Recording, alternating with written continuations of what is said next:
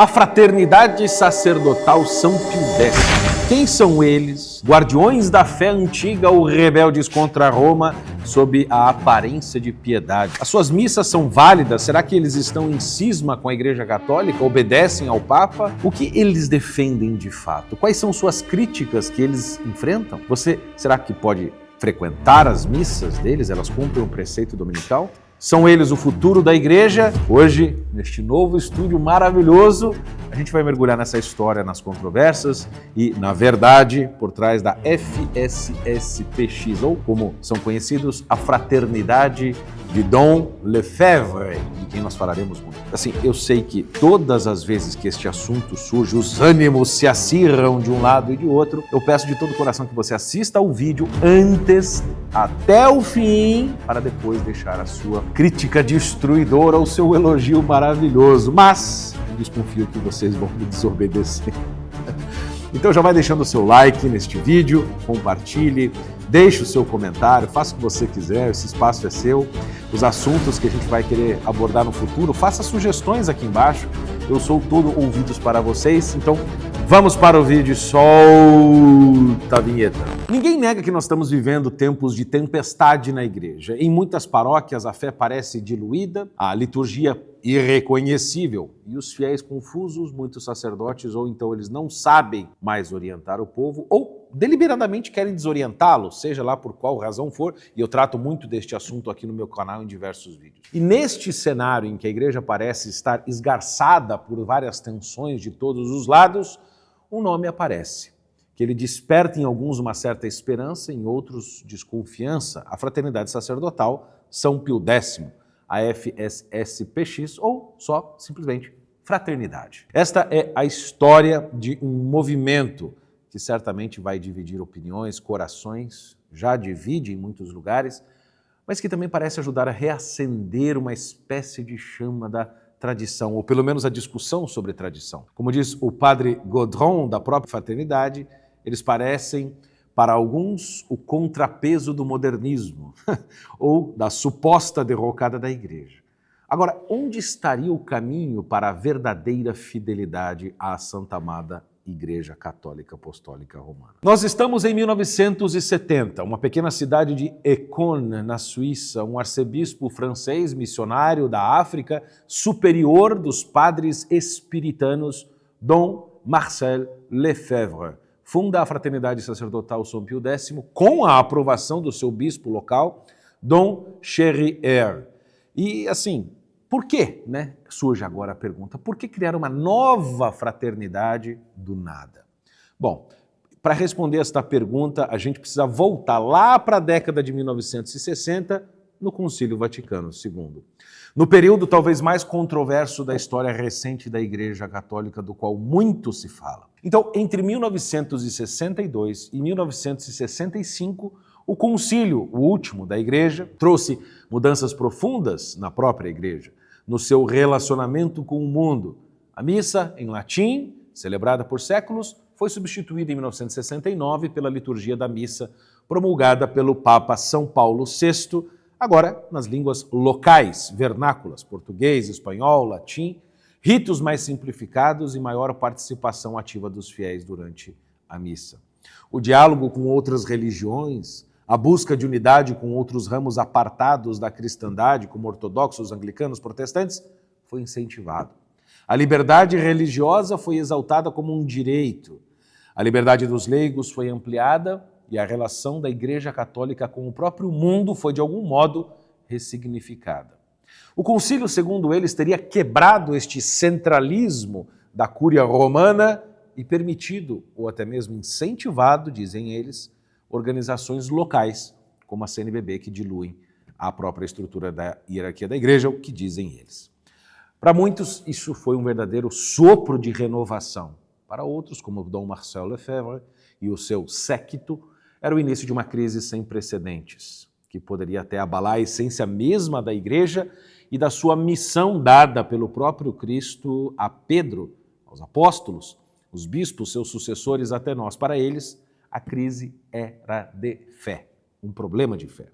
E Dom Marcel Lefebvre não era um completo desconhecido. Como disse, ele foi missionário na África, era superior-geral dos Espiritanos, participou ativamente do Concílio Vaticano II. Marcel Lefebvre viu a igreja que ele tanto amava entrar numa turbulência sem precedentes, segundo ele, sem qualquer paralelo na história da igreja de 2000 anos. Veja, nos anos 70, depois do concílio, um conjunto de fatos é inegável que a gente reconheça como verdadeiros. Primeiro, milhares de padres abandonaram o sacerdócio, seminários fecharam, conventos inteiros foram esvaziados, altares foram destruídos e reconstruídos, imagens descartadas, músicas modernas entraram na liturgia até, hábitos religiosos foram largados, batinas foram abandonadas, dando lugar a vestes seculares, padres disfarçados, fazendo com que muitos fiéis se sentissem órfãos espirituais. Muitos passaram a viver uma fé meramente protocolar, o famoso católico de BGE. Outros começaram a viver num sincretismo religioso, misturando a sua fé católica de berço com espiritismo, neopaganismo. Outros tantos encontraram alento no protestantismo pentecostal, principalmente a Assembleia de Deus. Outros simplesmente abandonaram a fé, seja por ressentimento ou porque já não viam nela, na igreja, aquele esplendor de outrora. Há o caso de um seminário em Pamplona, na Espanha, por exemplo, que tinha 1000 seminaristas na década de 60 e passou a ter 10 seminaristas na crise que aconteceu depois do concílio. É um fato inegável. Nos Estados Unidos, o número de seminaristas caiu de 49 mil em 1965 para 4.700 em 2007, o que levou ao fechamento de muitos seminários e faculdades teológicas. Por exemplo, a Arquidiocese de Chicago chegou a fechar vários seminários menores na década de 60 devido à falta de vocações. Houve um estudo da Catholic University of America, a Universidade Católica dos Estados Unidos da América, estimando que nos Estados Unidos cerca de 20% das religiosas deixaram as suas ordens entre 65 e 75, levando ao fechamento de conventos também. E no resto do mundo, a crise não foi tão diferente disto. Nesse momento, surge uma pergunta fundamental. De quem que é a culpa, afinal?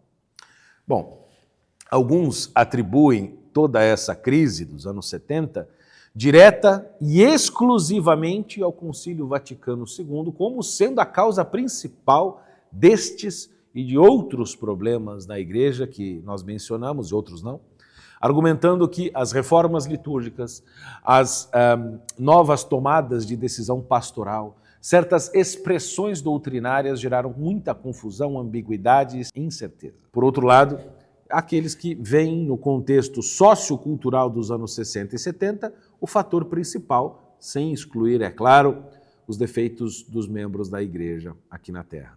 Estes anos 60 e 70 foram reconhecidamente marcados por grandes movimentos revolucionários com muita força, as insurreições sociais, o feminismo, o marxismo e o marxismo cultural, ideias malthusianas, controle de natalidade, nova era, secularismo, Woodstock, teologia da libertação, movimento pentecostal, crise de autoridade, infindáveis seitas como Rajneeshpuram, Charles Manson, Dominique Cataribabu, Ramo Davidiano, Jim Jones, dominavam as consciências por todo o mundo e a lista poderia continuar ad infinitum. O teólogo da libertação, o socialista, João Batista Libânio, que ajudou a produzir a crise do pós-concílio e que, obviamente, é contra a fraternidade de São Pio X e qualquer coisa que se assemelhe à tradição, a defesa dela, ele reconheceu publicamente num artigo as mudanças profundas no pós-concílio, dizendo o seguinte, e aqui nós vamos abrir aspas para o João Batista Libânio. O Concílio Vaticano II é mais do que os documentos por ele produzidos. Trata-se de um espírito que cria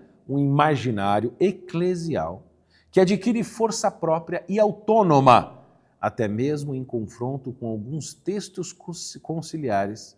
As vidas religiosas ativas despojaram-se de sua veste monacal e assumiram características secularizadas. Vocês prestaram atenção ao que este teólogo da libertação acabou de dizer?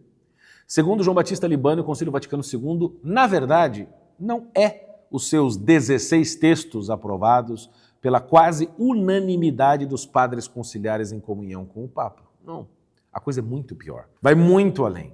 É, segundo ele, um espírito, uma tendência cultural, uma espécie de grande zeitgeist eclesial que muitas vezes contradiz flagrantemente os próprios documentos aprovados pelos papas João XXIII e Paulo VI, em conjunto com a esmagadora maioria dos cerca de 2.500 padres conciliares ao longo dos 4 anos de trabalho meticuloso e todo ele registrado nas milhares de páginas das Acta Sinodalia, que são as atas que registram as discussões do concílio, hoje em domínio público. Com esta tese também concorda o exímio tomista argentino, martirizado aos 41 anos pelas hostes comunistas, Carlo Alberto Saccheri, que é discípulo do grande padre Julio Menvielle. Disse ele na sua obra A Igreja Clandestina: há grupos e movimentos organizados dentro da Igreja que, decididos a orientar a atual renovação trazida pelo Concílio Vaticano II, não pelos caminhos do Espírito Santo, mas segundo o sentido que eles mesmos pretendem imprimir à Igreja inteira, constituem o mais sério obstáculo para uma sã abertura ao mundo moderno. Mas para Monsignor Lefebvre, a crise não era somente de liturgia, mas era essencialmente uma questão doutrinária, de fidelidade à tradição da Igreja de sempre, segundo ele. Ele acreditava que o modernismo, a ideia de que você tem que adaptar a fé ao espírito da época, estava corroendo a Igreja inteira de cima a baixo. Assim, a fraternidade passou como um solene e eloquente protesto contra as mudanças, formalizando uma resistência à Igreja depois do concílio e justificando-se agir por amor àquilo que chamam de tradição de sempre. Tradidi quod et accepi, transmiti o que recebi. É a frase de São Paulo em 1 Coríntios 11, 23. Este era o lema de Monsignor Lefebvre. Sua resposta, Fraternidade São Pio X. Uma fraternidade para formar padres fiéis à missa tridentina, àquilo que eles chamam de doutrina tradicional, a moral da Igreja antes do concílio. Agora, tem uma curiosidade nessa história. E se eu te dissesse que Dom Marcel Lefebvre assinou pessoalmente todos os 16 documentos do Concílio Vaticano II, inclusive aqueles que posteriormente ele criticaria sem piedade? Os problemas eram os documentos conciliares em si mesmos ou então o espírito defendido pelo padre Libânio. Aí estão, para todos verem, as diversas assinaturas de Monsignor Lefebvre nas atas conciliares que hoje, como eu já disse, são de domínio público para consulta de cada um. Eis a assinatura dele: Ego Marcellus Lefebvre, arcebispo titular de Sínada na Frígia. No coração da fraternidade São Pio X está a missa promulgada pelo Papa São Pio V em 1570. Hoje, ela utiliza normalmente a edição típica revisada de 1962 do Missal de São Pio V, que foi promulgado pelo Santo Padre, o Papa João XXIII. Para a fraternidade, essa liturgia celebrada por séculos, é verdade, é o ápice da adoração a Deus. Uma herança indelével que remonta aos próprios apóstolos e, em última análise, ao próprio Cristo. Reverente, sagrada, acima de tudo, no sacrifício de Cristo. E isso ninguém discute. A fraternidade vê na forma litúrgica, sobretudo no Novus Ordo Missae, de 1969, a Missa Nova, uma ruptura com a Lex Orandi, a lei de se rezar, o modo como se reza tradicional da Igreja. Como eles afirmam, e é verdade, lex orandi, lex credendi, ou seja, a forma de rezar é a forma que se crê. Eles chamam a missa nova de nova. Por quê? Criticam, acima de tudo, a simplificação dos ritos, a adoção de uma linguagem mais horizontal, comunitária, o abandono de certos sinais sagrados que expressam o mistério do sacrifício.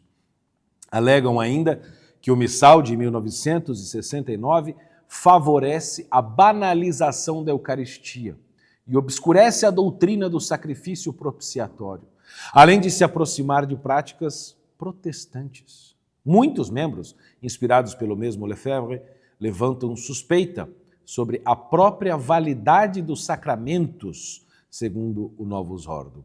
Assim disse Marcel Lefebvre: O rito da nova missa é um rito bastardo. Os sacramentos são sacramentos bastardos. Não sabemos mais se são sacramentos que dão a graça ou que não a dão. Não sabemos mais se a missa nos dá o corpo e o sangue de nosso Senhor Jesus Cristo ou não.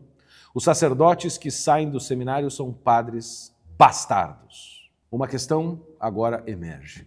Por que a fraternidade não condena pública e explicitamente esta posição? Ou então ela acredita que todos os sacramentos que não são na forma antiga são inválidos, ou ilícitos talvez, que o digam clara e publicamente a todos. Mas a sua luta vai além da liturgia tradicional, que é a sua principal bandeira.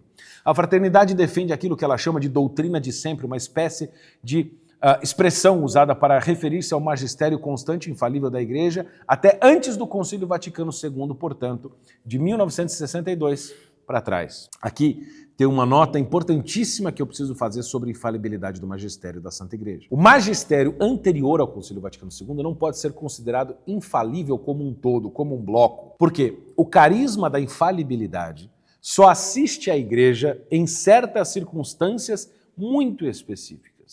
O Papa goza de infalibilidade quando fala ex cátedra, ou seja, quando no exercício do seu cargo de pastor, mestre supremo de todos os cristãos, define, com sua suprema autoridade apostólica, uma doutrina sobre fé e moral que deve ser mantida para toda a Igreja. Isto foi o que disse o Concílio Vaticano I. Esta infalibilidade é inerente em virtude do seu cargo e não do consenso da Igreja que aceita ou não. É essencial que o Papa esteja a ensinar na sua capacidade pública e oficial como pastor doutor de todos os cristãos, que pretenda, como disse, definir um ponto de doutrina de forma absolutamente final, irrevogável para a Igreja inteira, como foi no caso mais célebre de Pio IX, quando definiu a Imaculada Conceição, o dogma, ou de Pio XII, o último que fez isso, o dogma da Assunção, em 1950. O Colégio dos Bispos também pode exercer infalibilidade quando reunido num concílio ecumênico em comunhão com o Papa.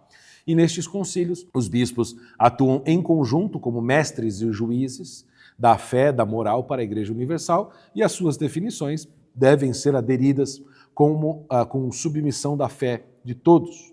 Veja, a infalibilidade está presente quando os bispos, dispersos pelo mundo inteiro, quando eles, mas é claro, mantendo o vínculo com o Papa e a comunhão, né, entre si, ensinam autenticamente em conjunto sobre questões de fé e moral e concordam que uma determinada posição deve ser mantida definitivamente. Então, a fraternidade São Pio X confunde infalibilidade real com certas práticas e costumes, sobretudo franceses, do período antes do Concílio Vaticano II, defendendo a manutenção de elementos visíveis que são mutáveis.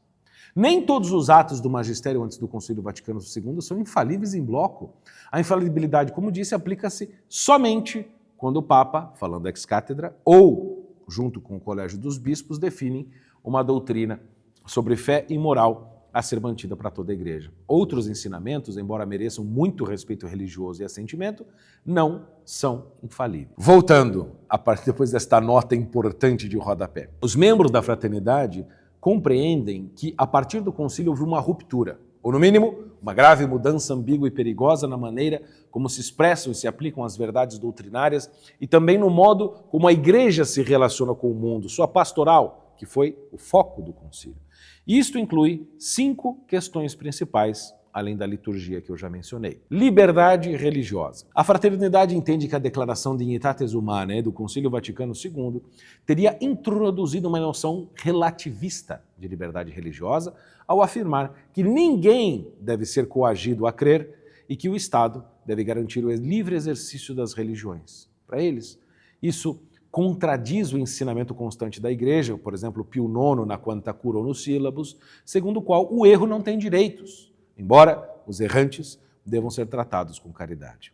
Eles temem que a nova formulação enfraqueça o papel da verdade objetiva e da realeza social de Cristo, que eles entendem como uma postura ou uma estrutura sociopolítica visível. Segundo, diálogo interreligioso. A fraternidade reprova com veemência o espírito e a letra de outra declaração chamada Nostra Aetate, que ela enxerga como uma abertura excessiva a religiões não cristãs, gerando uma impressão de que todas possuem um valor salvífico próprio. Agora, se são verdadeiras ou não essas críticas da fraternidade, agora não veio ao caso. Porque eles consideram que essa aproximação com outras religiões rompe uma tradição missionária da Igreja, que sempre buscou, sim, converter os cristãos à única verdadeira fé de Cristo.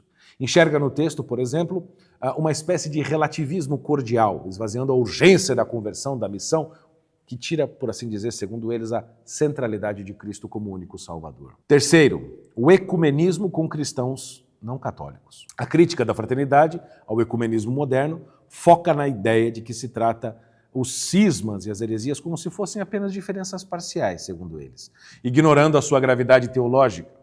Para a fraternidade, a busca da unidade tem que passar necessariamente pelo retorno à fé católica e não por acordos de reconhecimento mútuo ou ações conjuntas que relativizem a verdade plena da fé.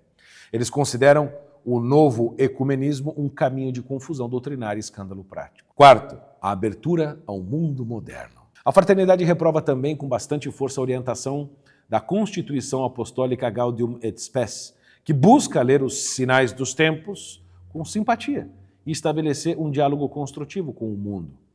Para a fraternidade São Pio X, esse espírito é ingênuo e até perigoso, porque o mundo moderno está profundamente marcado por princípios anticristãos, o secularismo, o subjetivismo, o hedonismo, o modernismo, o liberalismo e etc., e que não podem ser reconciliados com a fé católica.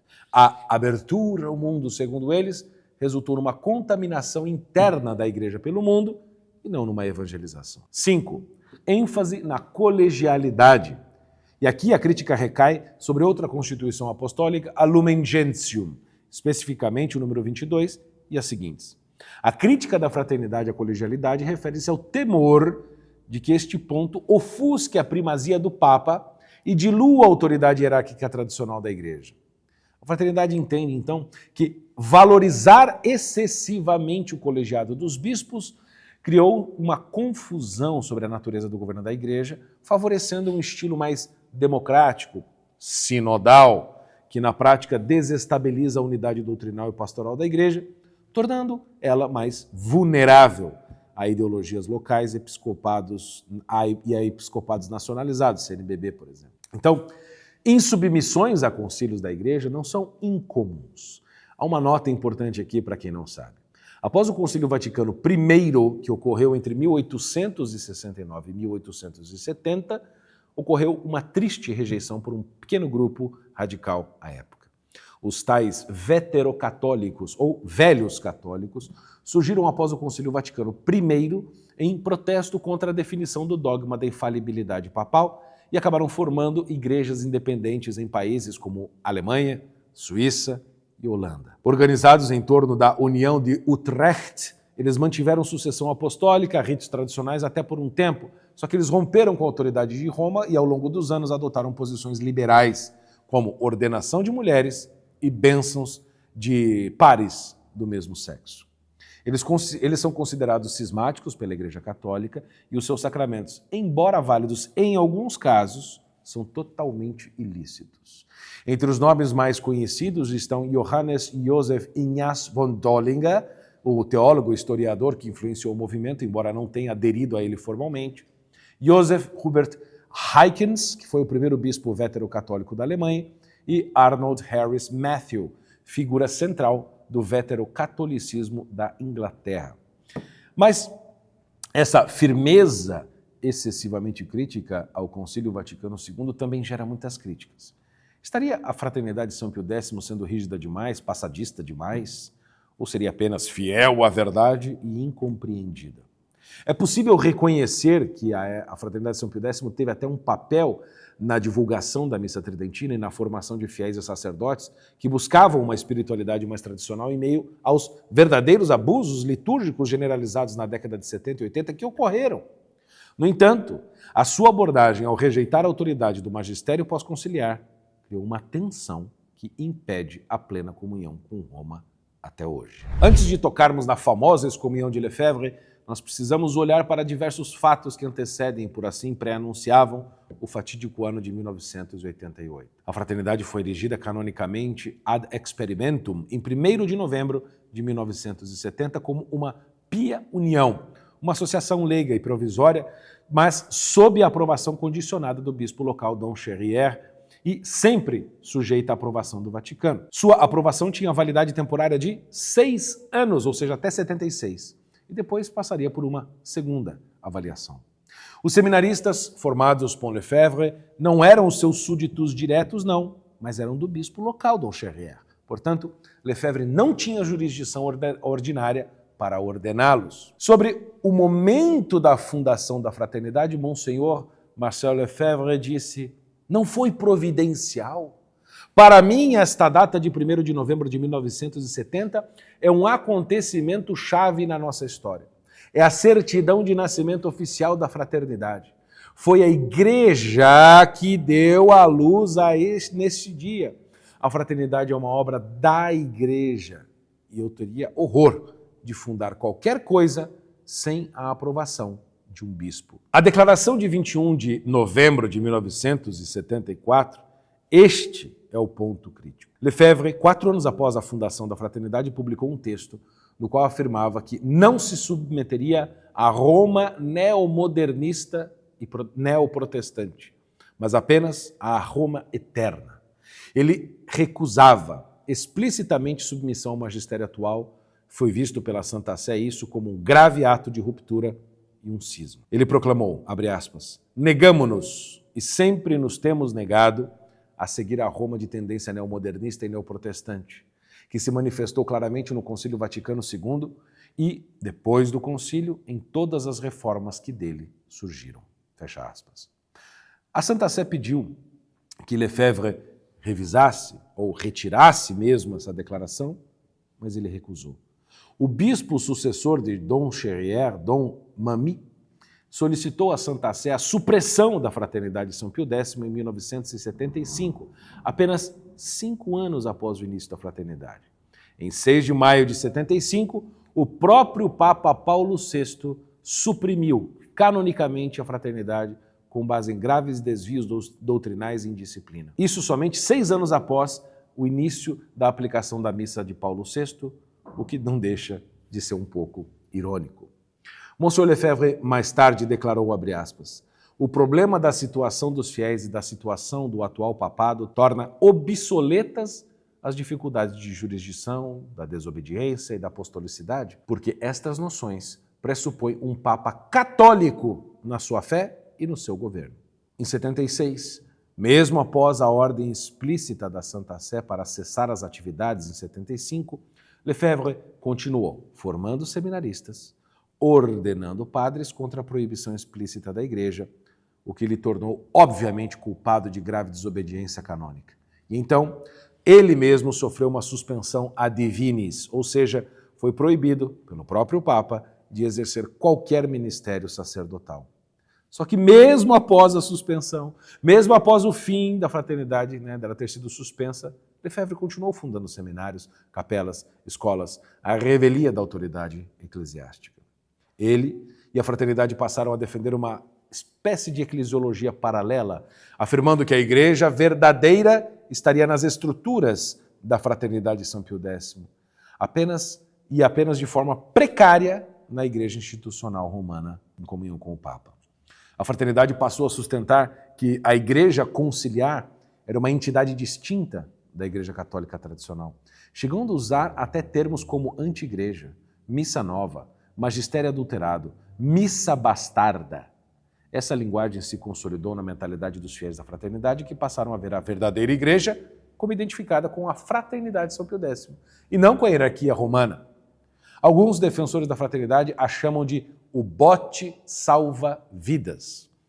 A coisa chega a tal ponto que o padre Benoît de Yorna, superior distrital da fraternidade na França, chegou a dizer o seguinte em 2024. A virtude da fortaleza será muito necessária para nós, nessa ocasião crucial, e devemos, por meio dela, demonstrar nossa absoluta fidelidade à integridade da fé católica, à verdadeira tradição da Igreja, a nosso Senhor Jesus Cristo, Rei dos indivíduos, das famílias e sociedades, e também a fraternidade São Pio X, a arca de salvação erguida pela providência em meio ao dilúvio que ameaça submergir a Igreja e a civilização. O irônico e contraditório dessa história toda da fraternidade até agora é o seguinte: Quando Dom Cherrière, bispo de Lefebvre, permitiu a criação da fraternidade, Dom Lefebvre considerou isto um ato legítimo da Igreja Católica e da própria providência divina. Agora, quando a mesma Igreja anunciou e proclamou a suspensão da fraternidade e depois a suspensão de Lefebvre, tal ato foi considerado inválido e nulo, porque o Papa já não seria tão católico quanto ele julgava e que, portanto, seus atos jurídicos estariam prejudicados na sua eficácia. Diz o cânon 1373. Quem não obedece à ordem legítima da Sé Apostólica pode ser punido com censuras. A questão, infelizmente, não parou nas críticas e nas ordenações sacerdotais ilícitas. Lefebvre resolveu ir além.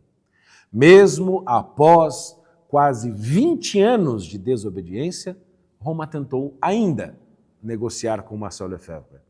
Em 1988, João Paulo II ofereceu formalmente uma solução canônica.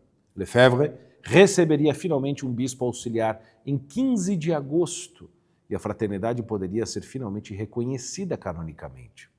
Lefebvre reconhecidamente assinou este acordo em 5 de maio de 1988, mas voltou atrás no dia seguinte, exigindo não mais um, mas agora 4 bispos consagrados por ele mesmo, e não em 15 de agosto, mas 15 dias antes, aliás, um mês e pouco antes, em 30 de junho, violando o acordo e desobedecendo diretamente ao Papa.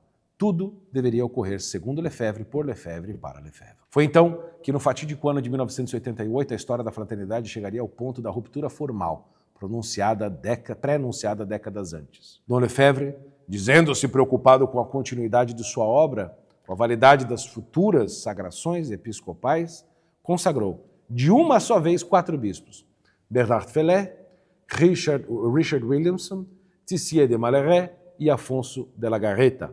Tudo filmado, divulgado, sem aprovação do Papa João Paulo II. Para Roma, como era de se esperar, foi um ato grave de desobediência. Na reconhecida Carta Apostólica Ecclesiae Dei Afflicta, sob forma de motu próprio, o Papa João Paulo II disse, abre aspas, com grande aflição a Igreja tomou conhecimento da ilegítima ordenação episcopal conferida em 30 de junho pelo arcebispo Marcel Lefebvre, que tornou vão todos os esforços feitos desde há anos a fim de assegurar a plena comunhão com a Igreja, a fraternidade sacerdotal de São Pio X, fundada pelo Monsenhor Lefebvre. E continua. De nada com efeito serviram tais esforços, especialmente intensos nos últimos meses, em que a Sé Apostólica usou de compreensão até ao limite do possível. Nesta Carta Apostólica de 2 de julho de 1988, o Papa João Paulo II declarou tais consagrações como desobediência, rejeição prática do primado romano e, por fim, chamou as consagrações de ato cismático e declarou a excomunhão late sententiae de Dom Marcel Lefebvre e dos 4 bispos por ele sagrados, com base no Código de Direito Canônico, cânon 1382, que estabelece que o bispo que, sem mandato pontifício, conferir a alguém consagração episcopal e também aquele que receber a consagração desse bispo incorre em excomunhão late sententiae reservada à Sé Apostólica, ou seja, só o Papa poderia retirar a excomunhão. A excomunhão late sententiae, como eu disse, é aquela que se dá pelo próprio ato em si mesmo, que não precisa de julgamento. A raiz desse ato cismático, explica João Paulo II, pode localizar-se numa incompleta e contraditória noção de tradição. Incompleta porque não tem em suficiente consideração o caráter vivo da tradição. E então, o Papa expõe aquele que talvez seja o calcanhar de Aquiles da fraternidade. Abre aspas. É sobretudo contraditória uma noção de tradição que se opõe ao magistério universal da Igreja, do qual é detentor o bispo de Roma e o colégio dos bispos. Não se pode permanecer fiel à tradição, rompendo com o vínculo eclesial com aquele a quem o próprio Cristo, na pessoa do apóstolo Pedro, confiou o ministério da unidade na sua igreja. E aí cita Pastor Eternos do Concílio Vaticano I, Mateus 16, 18 e Lucas 10, 16. Agora, afinal, o que seria o cisma? Segundo o Código de Direito Canônico, número 751, cisma é a recusa da sujeição ao Romano Pontífice ou da comunhão com os membros da Igreja que lhes estão sujeitos, o que inclui o bispo local. É uma ruptura formal pela tentativa de criar uma espécie de igreja paralela e independente que corre à margem e usurpa as funções eclesiásticas. Aqui, é claro, eu sei, o debate vai se acender, porque a fraternidade reconhece verbalmente os papas que vêm depois do Concílio Vaticano II como chefes da igreja, só que eles não se submetem às decisões que foram tomadas por eles desde então. Para alguns teólogos e canonistas como o cardeal Raymond Burke, dos Estados Unidos, isso não é um cisma formal, mas uma desobediência grave. Para outros, é uma linha tênue. A questão, eu sei que é bastante complexa, há dezenas de livros que analisam a questão. E Lefebvre dizia estar agindo em estado de necessidade para preservar a fé em tempos de crise. Mas a Santa Sé via nisso uma rejeição objetiva da autoridade papal e um cisma na prática. O resultado, uma ferida exposta na igreja que ainda hoje alimenta discórdias e muitas divisões. Uma dúvida comum entre os fiéis é esta: os sacramentos da fraternidade de São Pio X são válidos? Então, vamos esclarecer isto com base na teologia da igreja. A missa da fraternidade é válida. Seus padres são ordenados validamente e o rito tridentino é aprovado pela igreja, jamais foi revogado, nem pode sê-lo. Mas, por falta de mandato pontifício, algumas dessas missas sim podem ser ilícitas, ou seja, celebradas sem permissão oficial, ainda que sejam válidas. Antes de 2016, as confissões e os matrimônios da Fraternidade de São Pio X eram quase todos inválidos e ilícitos, por falta de jurisdição, ou seja, da permissão da Igreja para administrar estes sacramentos. O Papa Francisco, justamente ele, surpreendentemente mudou isso. Numa carta apostólica Misericordia et Misera, Francisco concedeu aos sacerdotes da fraternidade a jurisdição para o sacramento da confissão, para o bem dos fiéis e depois também para celebrar matrimônio, para o bem dos fiéis e não da fraternidade. Que foi um gesto de estender a mão, um gesto de abertura pela plena comunhão, mas também de controvérsia. As ordenações de padres, as crismas realizadas pelos bispos da fraternidade são válidas, pois os bispos consagrados em 88 foram consagrados validamente, ainda que de maneira ilícita e cismática. No entanto, por falta de aprovação papal, são consideradas, como disse, ilícitas. Em resumo, de modo geral, os sacramentos da fraternidade têm um efeito espiritual, mas a sua relação com Roma permanece irregular. Na verdade, uma expressão figurada, a fraternidade está num limbo jurídico que aguarda novas disposições, quem sabe, do Papa Leão XIV. Hoje a Fraternidade de São Pio X está numa posição muito peculiar na Igreja. Ela não está em plena comunhão com Roma, mas também não é formalmente cismática. Claro, ela tem aprovação papal para celebrar certos sacramentos, mas não está em plena comunhão com Roma. Ela tem cerca de 700 sacerdotes, cerca de 200 seminaristas, os números variam, e capelas em cerca de 70 países. A fraternidade tem um alcance global. Desde os anos 2000, ainda no tempo de João Paulo II, houve diversas tentativas de aproximação com Roma. Bento XVI, posteriormente, quando Papa, em 29 de agosto de 2005, encontrou-se pessoalmente com Dom Bernard Fellet, um dos bispos consagrados por Lefebvre, para tentar recompor a ruptura. Posteriormente, atendendo um pedido dos 4 bispos consagrados por Lefebvre e ainda em busca de reintegrá-los plenamente à comunhão da Igreja, o Papa Bento XVI levantou, remiu, acabou com as excomunhões dos 4 bispos no meu aniversário, em 21 de janeiro de 2009. E nesta ocasião, lembrou que as excomunhões de 1988, isso é importante dizer, foram totalmente válidas e justas, mas que foram levantadas, remidas, retiradas por misericórdia para tentar trazê-los à comunhão depois de um tempo de punição. Posteriormente, em 10 de março de 2009, o Papa Bento XVI disse: enquanto as questões relativas à doutrina não forem esclarecidas, a fraternidade não possui qualquer estado canônico na Igreja. Francisco, como já expliquei, ampliou para eles as concessões sacramentais. Só que um obstáculo permanece. A fraternidade exige desfazer as questões em disputa a respeito do Concílio Vaticano II, enquanto Roma pede obediência plena, não apenas verbal. O diálogo, ainda que tenso, continua. A coisa não está resolvida. A Santa Sé tem procurado acabar com essas questões e tensões através de discussões doutrinárias com a Fraternidade de São Pio X, com o objetivo de esclarecer os ensinamentos do Concílio Vaticano II e resolver essas preocupações expressas pela mesma fraternidade. A Comissão Pontifícia Ecclesia Dei foi estabelecida para facilitar o diálogo com a fraternidade e outras comunidades tradicionalistas que desejam regressar à plena comunhão com a Igreja.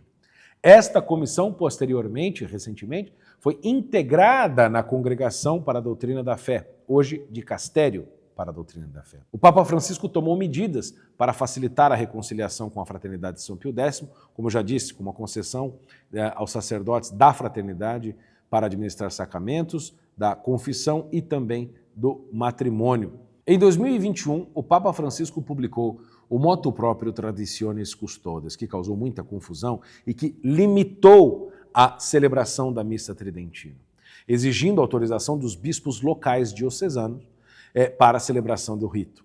Embora a fraternidade, por operar fora da estrutura canônica da Igreja, não tenha sido, vamos dizer, diretamente afetada, o documento intensificou essas tensões com os tradicionalistas radicais, levando alguns fiéis a buscar suas capelas como uma alternativa para ter acesso ao rito antigo. Isso, obviamente, reforça a necessidade de diálogo para resolver o status canônico, jurídico da fraternidade. A Santa Sé, por meio da Congregação para a Doutrina da Fé, como disse, continua discutindo com a fraternidade para esclarecer as questões doutrinárias a respeito do Concílio Vaticano II, buscando um caminho para a plena comunhão. Apesar de vários avanços, como nós já vimos, principalmente em disposição de misericórdia da Igreja, a fraternidade, vamos dizer, se recusa a aceitar a plena obediência e a reconhecer o Concílio Vaticano II. Nem tudo, porém, é harmonia dentro da Fraternidade de São Pio X, como muitos podem pensar, porque a fraternidade passou por diversas crises e divisões internas. A mais famosa talvez seja aquela ocorrida em 2012, 24 anos após a consagração episcopal ilícita feita por Dom Lefebvre, que deu a sua excomunhão. A ruptura veio através do polêmico bispo inglês Dom Richard Nelson Williamson, um dos 4 consagrados por Lefebvre, e que rompeu relações com a fraternidade, formando a chamada resistência católica, ou resistência, e abrindo mais uma frente de tensões e divisões. Williamson acusava a fraternidade de ceder demais nas negociações com Roma, de ser acordista, não é? Traindo sua missão original, segundo ele. Essa visão revelou tensões internas. Alguns distritos da fraternidade são mais rígidos do que outros, mas parece de fato haver outros membros mais abertos ao diálogo para reintegrar a fraternidade à plena comunhão com Roma. No célebre livro Luz do Mundo, página 95, Papa Bento XVI, sobre Dom Williamson, em entrevista a Peter Zievald, disse o seguinte, abre aspas, é certo que Williamson é uma figura excepcional, pois nunca foi católico no sentido verdadeiro da palavra. Ele era anglicano e partiu do anglicanismo direto para Lefebvre. Isso quer dizer que ele nunca viveu na grande igreja, nunca viveu na comunhão com o Papa. Mas Dom Williamson não parou por aí. Em 19 de março de 2015, no Mosteiro da Santa Cruz, em Nova Friburgo, no Rio de Janeiro, o mesmo bispo tradicionalista Dom Richard Williamson, ex-membro da Fraternidade Sacerdotal São Pio X, repetiu o ato de rebeldia do seu mestre Lefebvre, com quem ele tinha rompido.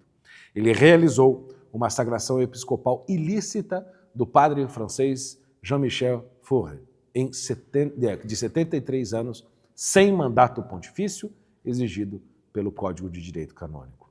A mesma coisa de novo. O ato foi imediatamente repudiado pela Diocese de Nova Friburgo, cujo bispo à época, Dom Ednei Gouveia Matoso, declarou que ambos os envolvidos incorreram em excomunhão automática, late sententiae, conforme o cânon 1382 do Código, porque sagraram bispos à revelia do Papa.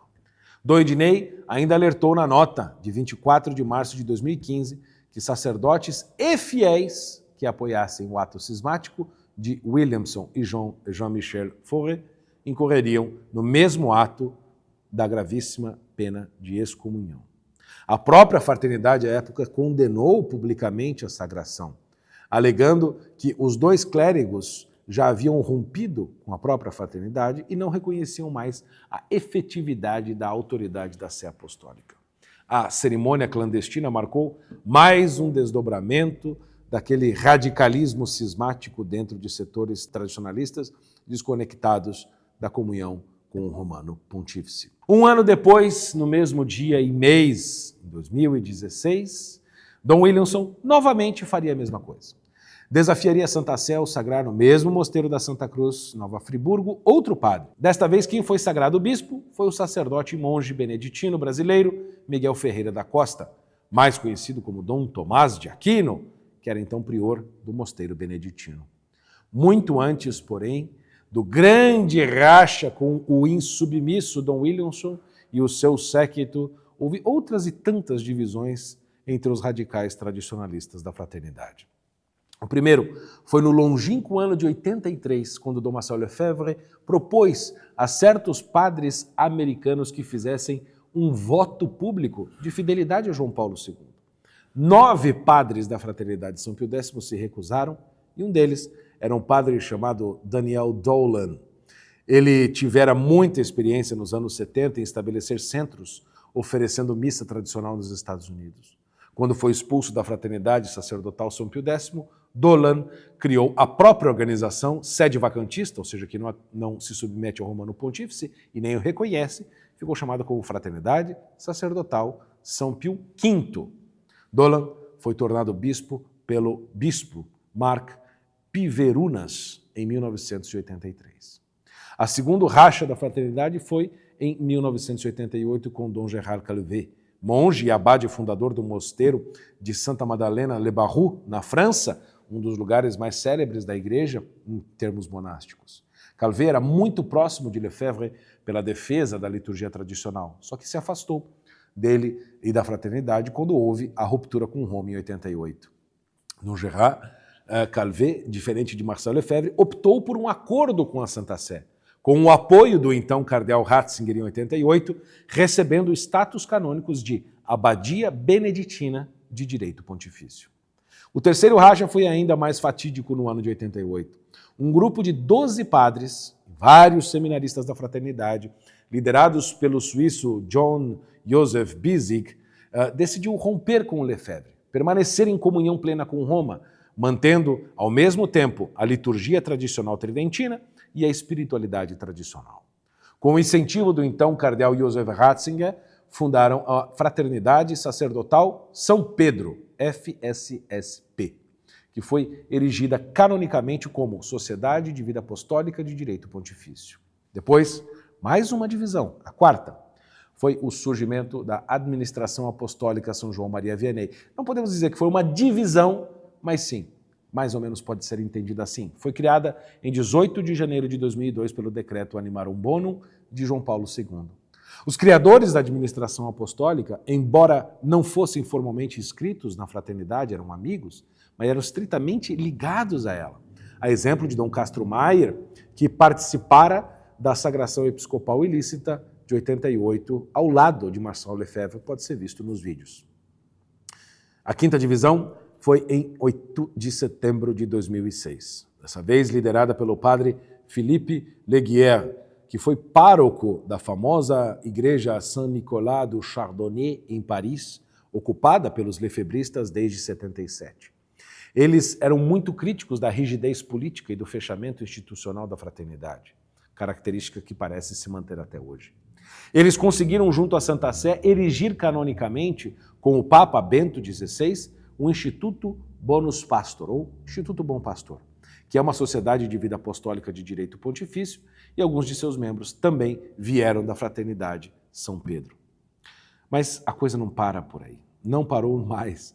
Da resistência de Dom Williamson, que rompeu com a Fraternidade em 2012, surgiu diversos padres e bispos sedevacantistas que não queriam haver um papa reinante desde Pio XII, porque seus sucessores, segundo eles, teriam caído em heresia e não são mais papas. Da resistência saíram tipos como o padre Cardoso, que atua em Belo Horizonte, e também Rodrigo da Silva, ordenado sacerdote por Dom Williamson, e depois bispo por Dom Dolan, nos Estados Unidos, que hoje, do Rodrigo Silva, ou Dom Rodrigo, é sede-vacantista e já brigou com a fraternidade, com a resistência e um bom tanto de gente.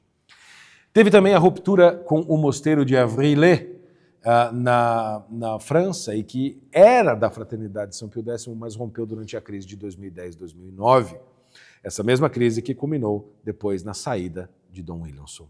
Ou seja, muito diferente do que você pode estar achando, antes de assistir a este vídeo, o movimento lefebrista é repleto de divisões internas, discordâncias profundas, não tem mínima unidade e que coloca um ponto de interrogação sobre a sua vocação.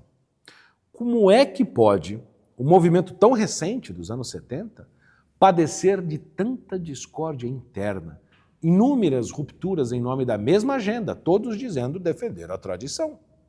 Alguém poderia perguntar, mas não seriam estas sucessivas discórdias e divisões da fraternidade um fruto direto da insubmissão às autoridades de Roma, tornando seus membros livres intérpretes do magistério? Não seria isto uma forma protestante de ser católico? Essas perguntas pairam no ar e clamam por respostas muito sérias.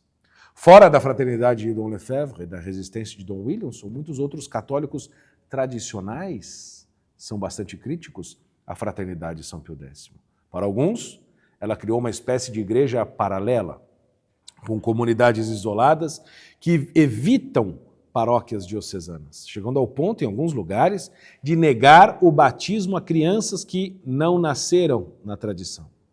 Outros padres e membros ou amigos da fraternidade incitam os fiéis a não irem às missas aos domingos, caso não tenham opção de missa tradicional, que eles devem ficar em casa, rezar um terço e comungar espiritualmente. Dizem ainda que a missa de Paulo VI, a missa do Novus Ordo, não tem substância, que é uma migalha, como disse Marcel Lefebvre, uma missa bastarda, que Deus apenas tolera a missa nova pela ignorância e piedade de padres que não sabem o mal que ela é. Outros, como o religioso Lourenço Fleischmann, chegam a afirmar que quanto pior o Papa, melhor para a Igreja, porque isso expõe um incêndio que o Vaticano II iniciou na Igreja, ou teria iniciado. Quanto mais da pá virada for um Papa, melhor, diz ele, para a fraternidade. Outros os acusam de orgulho espiritual, como se considerassem ser os únicos guardiões da verdade, legítimos restauradores da Igreja, correndo o risco, claro, de se isolar da comunhão eclesial, criando uma estrutura paralela. E ainda assim, seus defensores argumentam, a FSSPX, a Fraternidade de Lefebvre, salvou sozinha a missa tridentina de desaparecer. Mas será mesmo verdade? Para pensar sobre a licitude de participar das missas da fraternidade, nós temos que pensar numa mãe de família que encontra na missa tradicional da fraternidade uma espécie de espiritualidade profunda, verdadeira, ausente, na sua paróquia ou na sua diocese local, onde tem abusos litúrgicos que deixam as pessoas desorientadas. Às vezes é um padre da teologia da libertação e ela se pergunta, será que eu estou me afastando da igreja a essas missas da fraternidade? Como é que se deve responder a esta pergunta? A resposta veio da própria Santa Sé. Em 2003, a Congregação para a Doutrina da Fé afirmou numa carta pessoal, sem valor universal, que aquele fiel até poderia assistir às missas da fraternidade para cumprir o preceito dominical, desde que haja intenção de não aderir ao cisma, ou seja, desde que não haja rejeição ao Papa, à Igreja e ao magistério vivo. No entanto, a Cúria Romana alerta, frequentar regularmente essas missas pode levar a um afastamento da comunhão plena com Roma, que é o que normalmente acontece. O importante aqui é dizer o seguinte, essas cartas, ou principalmente essa carta de 2003 especificamente, não tem força normativa universal.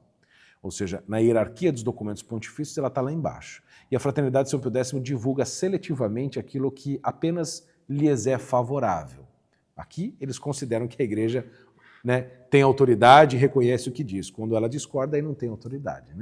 Há diversas outras cartas da Ecclesia Dei proibindo a participação habitual nas missas da fraternidade, como a de 29 de setembro de 95, de 28 de setembro de 99, de 27 de setembro de 2002 e outra de 18 de janeiro de 2003. Mas você deve estar se perguntando, Bernardo, eu não entendi nada.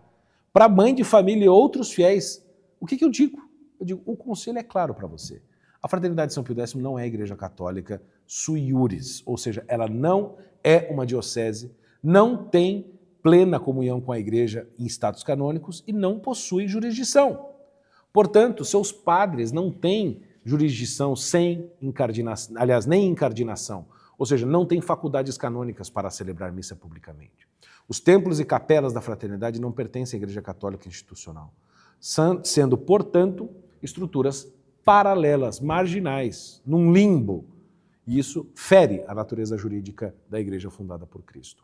No Código de Direito Canônico de 83, no cânon 1248, diz o seguinte: para que um fiel cumpra a obrigação dominical, a missa deve ser celebrada numa igreja católica legítima, por um padre com faculdades válidas.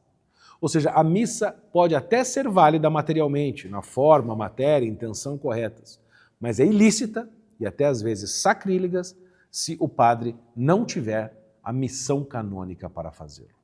Como disse John Salza, ex-membro da Fraternidade São Pio X, hoje muito crítico dela, o problema não é só a validade da missa, mas a eclesiologia implícita, porque a fraternidade afirma ser a verdadeira Igreja Católica fora da estrutura hierárquica da Igreja, e isso é cismático, diz ele. Você quer uma orientação minha, do Bernardo, uma orientação sensata para ser um católico fiel e obediente? Vá ao seu bispo. Submeta a ele uma pergunta, faça uma carta, uma reunião com ele. Se ele disser que você não pode ir à missa da fraternidade, então você está obrigado a obedecer. Se ele disser que pode, então vá. A obediência é o caminho mais seguro para a salvação. Como diz o Catecismo da Igreja Católica, no número 816, o amarelinho de verdade, a Igreja é una pela comunhão com Pedro, e a obediência a ele é o caminho mais seguro para a salvação. Eu sei que muitos fiéis se sentem atraídos pela reverência da missa tradicional. Eu também, eu gosto muito. Inclusive, ajudei muito a divulgar em Roma, principalmente durante o Sínodo da Amazônia. Eu distribuía livros de graça para as pessoas divulgando a missa tridentina. Ou seja, mas não necessariamente podemos fazer isto junto com o cisma. Que esses fiéis busquem, então, alternativas que estão em plena comunhão com Roma, Fraternidade São Pedro, Instituto Bom Pastor, Administração Apostólica e semelhantes. O padre missionário Federico Hayton, quem eu já entrevistei aqui neste canal, muito elogiado pelos grupos ligados à Fraternidade São Pio X, até descobri que ele era crítico deles, não conhecem talvez a sua obra, o seu livro excelente chamado El Error Lefebrista, o erro lefebrista. Nele, o autor deixa claro o seu testemunho pessoal a este respeito, dizendo a partir da página 14. O autor deste opúsculo não foi criado na missa tradicional, visto que seus pais, que teriam ficado felizes em participar do rito antigo, jamais teriam aceitado uma missa celebrada fora da igreja por um grupo de cunho sectário. Isso nos privou de conhecimento do rito tradicional? De forma alguma, porque ele mesmo celebra o rito tradicional. Pelo contrário, acreditamos, portanto, que, em geral, sempre há um plano B, isto é quase sempre há um lugar onde se pode ir sem precisar entrar no submundo marginal lefebriano, diz o padre Hayton. Há uma última consideração que gostaríamos de falar sobre isso, diz ele, que é espiritual. Se a missa é celebrada de maneira tão escandalosa, é louvável que existam almas piedosas que, imitando Nossa Senhora das Dores e São João Apóstolo, que permaneceram aos pés da cruz diante da Santa Paixão do Senhor, vão à missa para reparar os maus tratos infligidos a Jesus, que quase sempre são materiais, não formais, pelas mãos de padres modernistas. Como eu já disse, há diversas críticas à fraternidade vinda de diversos lados, como, por exemplo, o livro do padre Federico Hayton, O Erro Lefebrista, o grande missionário africano na África, as críticas de ex-membros da fraternidade, como Andrew Bartel e John Salza. E isso certamente poderia ser tema de um outro vídeo, até muito mais longo do que este, mas eu irei citar apenas aqui 5 ou 6 críticas, pois vocês me pedem muito isso. Então, vamos agora ver o que é dito contra a Fraternidade de São Pio X de fato. Desobediência. A primeira crítica recai sobre a ruptura com a obediência ao magistério recente da Igreja, o magistério vivo. Embora a fraternidade não negue dogmas, nem rejeite a validade dos sacramentos, pelo menos eles dizem isso da Igreja depois do Concílio Vaticano II, ela se afasta da comunhão visível com os papas do pós-concílio, quando ela se recusa a reconhecer a autoridade doutrinal e disciplinar dos documentos do Vaticano II. Tal postura fere a catolicidade, que, segundo São Roberto Bellarmino, exige, abre aspas, a unidade na doutrina da verdade, comunhão nos sacramentos e sujeição aos legítimos pastores, sobretudo ao único romano pontífice. A desobediência da fraternidade ao magistério ordinário, embora não configure um cisma formal, torna-se um cisma moral, porque rompe com o vínculo visível e eclesiológico, ou seja, a respeito da Igreja, que caracteriza a pertença à Igreja Católica por meio da obediência plena. Quando eles recusam os documentos do Vaticano II, como Dignitas Humanae, sobre a liberdade religiosa, ou Nostra Aetate, o diálogo interreligioso, a fraternidade faz um juízo próprio, subjetivo e superior ao do próprio Papa e de todos os bispos do mundo. Vocês entendem isso?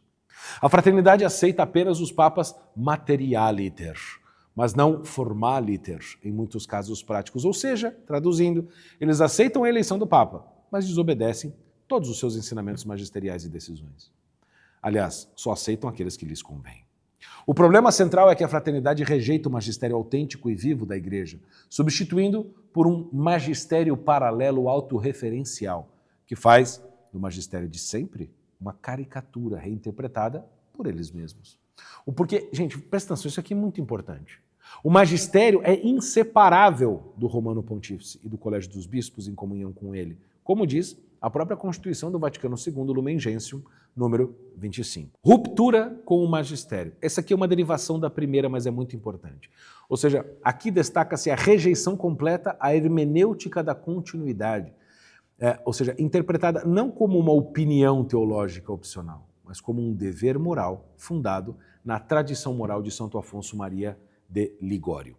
Essa crítica sustenta que a fraternidade incorre no erro moral ao basear a sua ação pastoral e doutrinal em suspeitas especulativas sobre a legitimidade dos documentos do Vaticano II. Ao não reconhecer a presunção de retidão, de boa intenção, de benevolência dos atos do magistério, como exige Santo Afonso, a fraternidade estabelece uma postura subjetivista, especulativa e próxima do sedevacantismo prático, que não rejeita formalmente o Papa, mas na prática rejeita. A fraternidade, dizem os seus críticos, proclama a fidelidade ao Papa, à Igreja, mas vive como se eles fossem apenas ideias e não realidades visíveis e objetivas. Seria, sei lá, o mesmo erro do jansenismo ou de certos místicos desvinculados da hierarquia. O Papa está no cânon da missa? Claro que ele está. Eles rezam pelo Papa. Mas toda a estrutura prática da fraternidade vive como se o Papa não existisse. Talvez o maior erro da fraternidade seja de fato colocar a sua própria consciência privada acima daquela da Igreja visível, tornando a autoridade magisterial uma questão de juízo particular. O problema maior não é a liturgia tradicional, gente. A liturgia tradicional é maravilhosa, é linda e deve ser vivida. Espero que o Papa Leão libere todos para celebrá-la. Mas é o ato de julgar a Igreja indefectível como errada e posicionar-se fora dela, ou à margem, alegando uma crise de fé generalizada. Isso, obviamente, leva a uma postura sedevacantista prática. Porque, veja, mesmo quando a fraternidade nega formalmente ser sedevacantista e diz que não é, né, pois o Catecismo de São Pio X diz isso, né, o verdadeiro cristão é aquele que é batizado, crê, professa a doutrina e obedece aos legítimos pastores da Igreja. Né? Agora, o que define católico não é só ser batizado, crer e professar, mas é submissão total e ao atual magistério, não apenas a textos do passado, que é claro que são fundamentais e maravilhosos. Culto supérfluo. Críticos observam que a fraternidade, quando eles absolutizaram o rito tridentino acima da comunhão com o magistério vivo, pode transformar a liturgia tradicional num fim em si mesma, em vez de um meio para a glória de Deus em unidade com a Igreja. Quando se prioriza elementos simbólicos, estéticos, verbais da tradição litúrgica em detrimento da obediência, da unidade com a Igreja, da comunhão eclesial, a fraternidade parece incorrer numa forma de culto supérfluo, o que é um pecado. Em sua adesão quase absoluta ao rito tridentino, eu diria até absoluta, e aos costumes anteriores ao Vaticano II, muitos membros da Fraternidade Pio X, e até de alguns círculos próximos a ela, correm o risco de transformar o que é um legítimo sinal de fé, uma coisa maravilhosa, num instrumento de ruptura. ou numa ponta de lança, ou até numa ideologia, o sinal torna-se um fim em si mesmo e o rito até uma ideologia ou um cavalo de batalha. Santo Tomás de Aquino adverte que a virtude da religião pode ser violada não apenas por defeito, ou seja, negligência e irreverência, mas também por excesso, isto é, por práticas que extrapolam os limites da reta razão e da obediência devida a Deus por meio da igreja. Ele classifica isso como superstição, inclusive quando ligada a excessos no culto exterior. A tradição litúrgica da igreja é riquíssima, venerável, cheia de sabedoria acumulada, reconheço e todos devem reconhecer isso, mas ela nunca foi estática.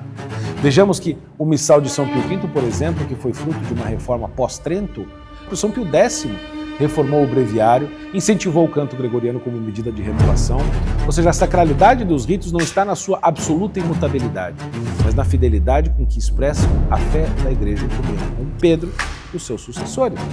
A liturgia tradicional é legítima, é maravilhosa, mas a sua priorização acima da comunhão eclesial, da obediência, etc., é que é o problema. A elevação estética da liturgia não pode ser usada como critério de autenticidade eclesial, sob pena de se tornar um culto à forma e não um culto a Deus. Eu sei que é uma questão delicada, mas é importante dizer. Quando a forma litúrgica é mantida em oposição à obediência, comunhão, ao magistério, eu repito, ela se converte num sinal de vaidade religiosa e não de reverência. E pior, pode tornar-se uma forma de idolatria do passado, um esteticismo sacro que conserva os vasos de ouro, mas abandona o templo vivo de Deus. Como alertou o Papa Pio XII, na Mediator Dei número 38, não se pode considerar a liturgia como um campo de ação, onde cada um possa manifestar livremente suas preferências pessoais. E isso vale para os modernistas, teólogos da libertação e radicais tradicionalistas, vale para todos nós. Portanto, a beleza e a sacralidade dos ritos antigos e tradicionais deve ser preservada, valorizada, incentivada, mas nunca absolutizada, sequestrada fora da comunhão com a igreja. Porque fora da obediência e da autoridade legítima, até mesmo o incenso pode cheirar a fumaça de Satanás. Falso estado de necessidade. Esse é um ponto importante. A alegação de estado de necessidade feita por Marcel Lefebvre em 88 para sagrar os bispos ilicitamente, até hoje usada pelos defensores da fraternidade, para justificar tudo o que fazem, da sagração episcopal sem mandato pontifício, ordenação de padres, abertura de seminários, capelas, tudo. Os críticos, obviamente, dessa alegação argumentam que ela carece de fundamento teológico e canônico sólido. Segundo o direito canônico da Igreja, número 1323, 1324, estado de necessidade pode atenuar ou até isentar de pena quando há perigo iminente para a salvação das almas. Só que isso, no entanto, não legitima de forma alguma um ato objetivamente cismático de usurpação de funções eclesiásticas, como no caso da sagração ilícita de bispos contra a vontade expressa do Papa. Vamos lembrar o que definiram papas como Pio VI, Pio IX, Pio XII, inclusive o Concílio de Trento. Assim como somente Cristo escolheu seus próprios apóstolos, assim também somente o vigário de Cristo escolhe os sucessores dos apóstolos. Da mesma forma que Cristo sozinho escolhe, faz e envia os apóstolos, o vigário de Cristo sozinho os envia à missão. Trata-se de um direito do primado romano, do romano pontífice que detém o ofício do primado. É um direito exclusivo e único dele, selecionar, consagrar e enviar os bispos. Isto é uma questão de direito divino e não apenas eclesiástico disciplinar canônico. Quando alguém como Lefebvre, em 88, consagra bispos contrariando a vontade e o pedido expresso do Santo Padre, o Papa João Paulo II, ele usurpou do direito exclusivo do primado romano. Isto é pecado contra a lei divina. A necessidade invocada por Lefebvre era subjetiva e hipotética, porque não havia um impedimento real e imediato ao exercício do sacerdócio ou até da celebração da missa tradicional feita por parte da fraternidade, visto que a Igreja, posteriormente, permitiu a criação da Fraternidade de São Pedro, a administração apostólica, Instituto Bom Pastor e etc. Tampouco havia perseguição direta às próprias vocações. O próprio João Paulo II, como eu expliquei, queria dar um bispo à fraternidade e permitir que eles continuassem o trabalho. O próprio Bento XVI, ao remover as excomunhões em 2009, reconheceu que a pena de excomunhão de Lefebvre dos 4 bispos era 100% válida, legítima e justa, mas que ela foi levantada, como já disse, por misericórdia na busca da unidade. Como disse Bento XVI, nessa data, em 10 de março de 2009, A remissão da excomunhão tem em vista a mesma finalidade que pretende a punição: convidar mais uma vez os 4 bispos ao regresso. Na igreja primitiva, claro, não existia essa noção de mandato apostólico para a consagração de novos bispos. Muitas vezes, especialmente no Oriente, os bispos eram simplesmente consagrados, sempre com aprovação tácita do Papa. Mas nunca se fez isso contra a vontade expressa do Papa, com o pedido para não fazer, como fez Marcel Lefebvre em 88. Bento XVI disse ainda que a fraternidade ainda não possui status canônicos legítimo, nem exerce o ministério autorizado na Igreja assim. O argumento do estado de necessidade torna-se de fato apenas um mero pretexto retórico, talvez até ideológico, para legitimar um ato objetivo de grave desobediência através de um mero juízo pessoal independente do magistério vindo da Igreja. Como diria São Tomás de Aquino, a ordem é necessária entre os homens para que vivam bem, e quem despreza a ordem, despreza o bem comum. E por fim, a quinta e última crítica, um problema de eclesiologia. A Igreja sempre ensinou uma eclesiologia que enfatiza a natureza visível e hierárquica da Igreja, com o Papa como sucessor e o princípio visível da unidade. A fraternidade, por outro lado, adota uma eclesiologia de resistência, onde a percepção de uma crise na Igreja acaba justificando a criação de uma estrutura paralela que, na prática, age de forma autônoma em relação à hierarquia da Igreja legítima. A crítica aqui é claro que a fraternidade, ao se arrogar o direito de julgar e rejeitar pronunciamentos do magistério, de decisões da hierarquia, subverte a própria estrutura divina da Igreja, colocando-se acima dela. E isso se mostrou escandalosamente no fato de que a fraternidade instituiu, preste atenção porque você não sabe disso, instituiu durante um período um tribunal matrimonial paralelo, independente e sem autorização da Santa Sé, um tribunal jurídico canônico. O argumento? A lei do Código de Direito de 83 estava contaminada por erros modernistas, que facilitava a nulidade matrimonial indevida, e eles sustentavam, mais uma vez, estar em estado de necessidade, permitindo-lhes aplicar uma jurisdição suplente, segundo o Código do Direito Canônico número 144 de 83. Tudo sem aprovação e reconhecimento da Sé Apostólica, mais um ato de rebeldia. Deram o nome da Comissão Canônica da Fraternidade Sacerdotal São Pio X ou São Carlos Borromeu, eu ouvi os dois nomes já. Foi comandado pelo Bispo Sagrado Paul Lefebvre 88, Dom Bernardo Malheré. Assim, diz o site da própria Fraternidade São Pio X a este respeito, abre aspas, diante deste estado de necessidade, sem ter a quem recorrer, nossos bispos, nossas comissões canônicas, fundamentados nos princípios gerais que regem toda a vida da Igreja, tem poderes da própria Igreja para julgar as causas matrimoniais, defender o vínculo matrimonial e defender o direito divino contra o direito eclesiástico sacrilegamente manipulado pelas autoridades. Fecha aspas. Ainda nessa questão da crítica da eclesiologia da fraternidade, ao questionar e, em muitos casos, rejeitar os ensinamentos do Vaticano II, ela age como se a Igreja pudesse ter uma defecção, o erro fundamental, ou até mesmo induzir todos os fiéis ao erro simultaneamente, o que contraria, é claro, a doutrina católica de sempre e a promessa de nosso Senhor Jesus Cristo a Pedro em Mateus 16, dizendo que as portas do inferno não prevalecerão contra a Igreja até o Vaticano II, claro, e é isso que está dito lá. Isso é gravíssimo porque a fraternidade, para justificar sua existência, seus atos, precisa, na essência, operar com uma eclesiologia que, se a gente levar a sério e as últimas consequências de uma espécie de reductio ad absurdum, mina a confiança na promessa central de Cristo à sua Igreja de que as portas do inferno não iriam prevalecer contra ela.